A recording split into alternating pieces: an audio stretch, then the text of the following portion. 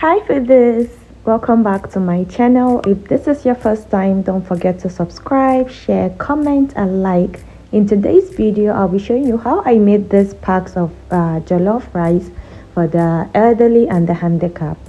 So I started off by cutting my meat. I normally get my chicken as fresh as possible, cut and then wash and clean, then set aside to drain the excess water. This is soft chicken, so you don't want to over manipulate it.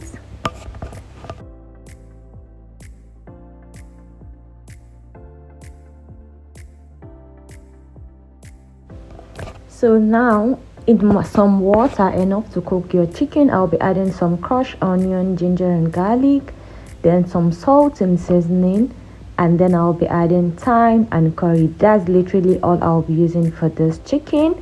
So just give everything a good stir and add in your washed chicken. The reason why I will be using this method to boil my chicken is because if you're cooking in bulk and you don't want your chicken scattered, just use this method. But if you're not cooking in bulk, you're just cooking little quantity of chicken, you can use the normal steaming method, which requires no water at all, because this is soft chicken. The water in it is enough to cook the chicken. But because I'm cooking in bulk, there are plenty parts of chicken here. I'll be using this method because I don't want to end up with scattered chicken parts.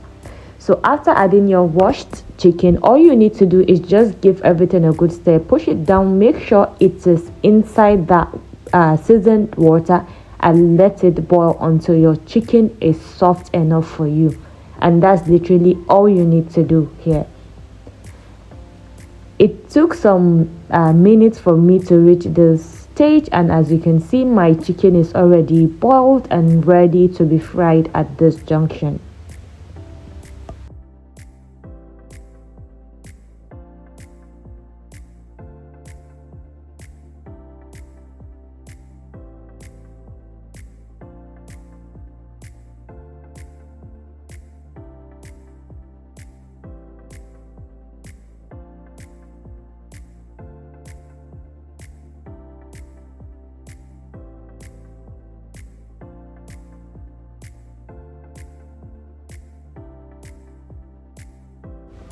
So the next thing I'm going to do is to fry my chicken in hot vegetable oil. You can just grill this in your air fryer or let me say oven, but this is bulk cooking, so you understand. I'll fry this until it is beautiful, slightly golden brown. At this junction, my chicken is ready. I'll remove it from the oil, and now it is time to make our pepper sauce. I love my protein with slightly, not really hot, but slightly moderate pepper sauce. So let me show you how I make my pepper sauce for this chicken in particular. So I used titache, which is bell pepper. I used some chili pepper and scotch bonnet for my pepper sauce, with plenty onions, of course. I'm going to crush it and then chop some onions. I can't cook chicken, meat, fish without enough onions. That's just me. But if you don't like onions, so I don't really know how we're going to do about that. So I'm going to chop some onions like this, and then in my pot I will add some vegetable oil. Add enough because you want to literally fry the pepper sauce and not the other way around. Add in the chopped onions. Add enough.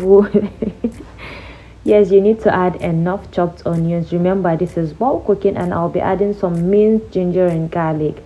Give everything a good stir and fry that until it releases all the juice, all the nice aroma and all that. At this junction, I'm going to add my crushed pepper mix and keep stirring, or let me say keep frying. So to season this, I don't really like to overpower my sauce with plenty spices. All I'll be using for this, as usual, is some thyme, curry. You can add paprika for the color, but I just added curry, thyme, salt and seasoning, and that's literally it.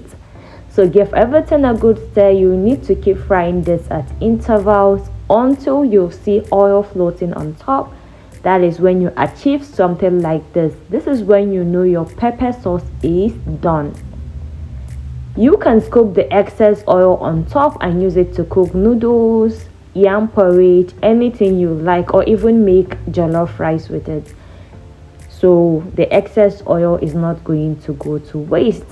Once my pepper sauce is ready, I'm going to coat my fried chicken in that pepper sauce, garnish with some spring onions, and that's literally it for the chicken.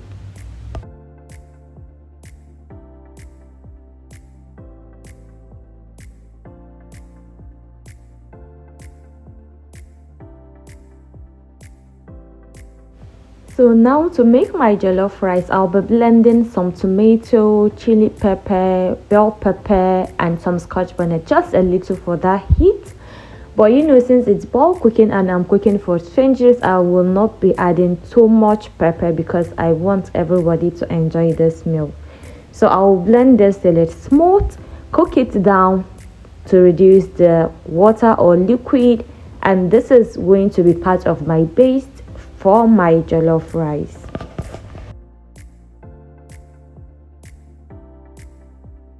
So to make the jollof rice, I'm going to add some vegetable oil in my pot, some minced onion, ginger, and garlic. You need this aromatic. It's going to enhance your cooking and elevate it from like 5 to 100. So I'm going to fry that in my vegetable oil, and then I will go on in. After frying this, I'll go in and add my tomato paste. You need to use good quality tomato paste because it enhances the color of your jollof rice and also the taste. So use good quality tomato paste. After adding my tomato paste, I'm going to literally fry this until all the sourness from the tomato paste is gone. This is very, very crucial in making jollof rice. So keep stirring, keep frying until you're satisfied with what you see and the aroma you perceive.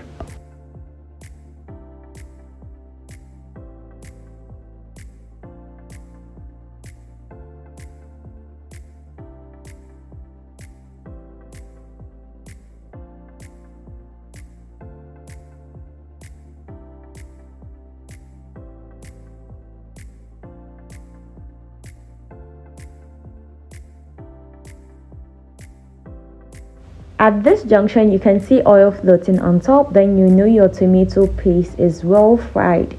I'll be adding my cooked boiled tomato mix that we previously cooked. Like I said, it is also part of the base of this jollof rice. So this is it, guys. After adding, you're going to stir and keep on frying, but before frying completely like you're making stew, you're going to add some bay leaves, seasoning, salt, thyme, curry, ginger garlic powder, paprika, and any other spice you would like to add to this. You can also add onion powder to enhance the aroma and taste.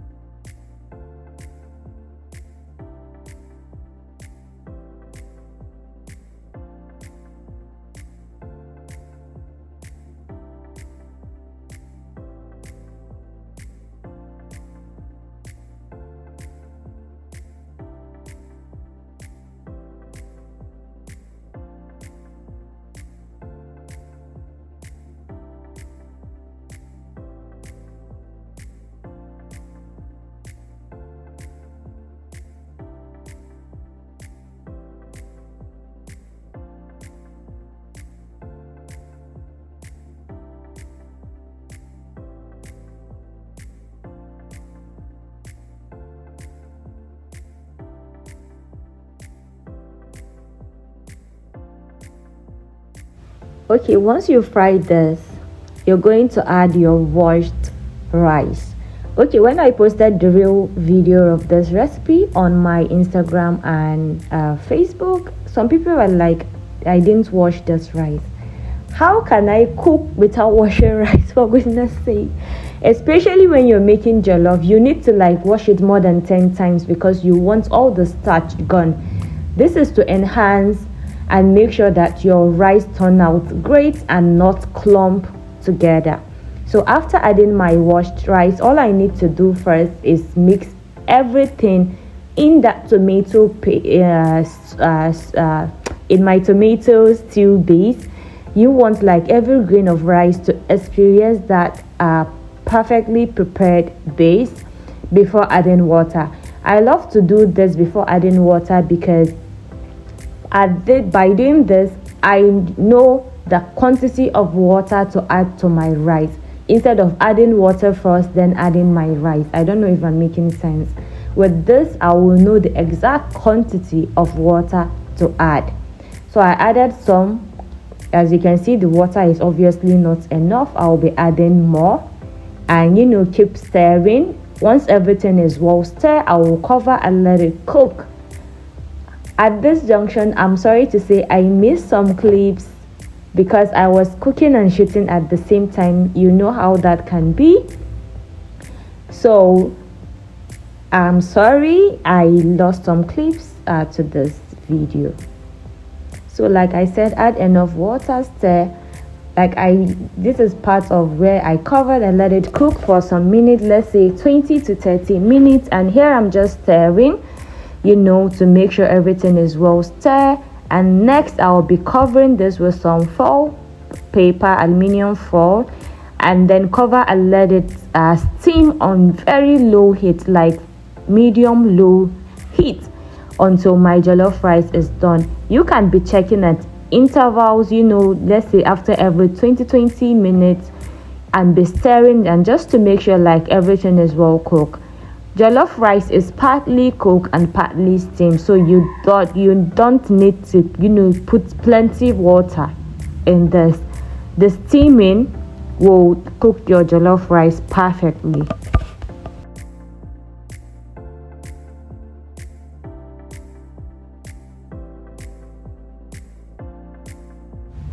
So now I have been like checking and stirring continuously at intervals of 20-30 minutes, and this is what we have. I forgot to shoot this clip.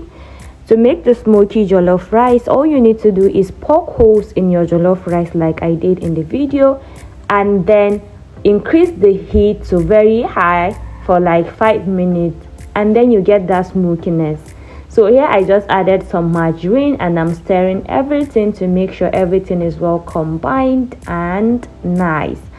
As you can see, my jollof rice has that perfect color. It is not clumpy. The grains are, how should I even explain this, one and yeah, it tastes super amazing. So I'm just stirring, as you can see, and my jollof rice is ready at this junction.